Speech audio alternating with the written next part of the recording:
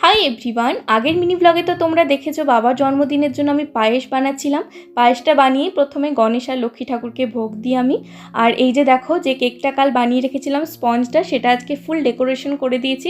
এটা একটা ম্যাঙ্গো ফ্লেভারের কেক, চিজ, ক্রিম আর তার সাথে ফ্রেশ ফ্রুট দিয়ে বানানো। কেমন হয়েছে কেকটা তোমরা কমেন্টে জানিও। আর তারপর আমি বাবাকে জন্মদিনের পায়েস দিয়ে দিলাম, কারণ আমাদের পায়েসটাই তো মেন। আর এই চকলেটগুলো আজকে আমি কিনে রেখেছি। আমাদের এখানে পাড়াতে যখন রথ আসে তখন অনেকেই চকলেট হরির লুট দেয়। তো আজকে তো রথযাত্রা, এই যে দেখো আমাদের পাড়ার রথ বেরিয়ে গেছে।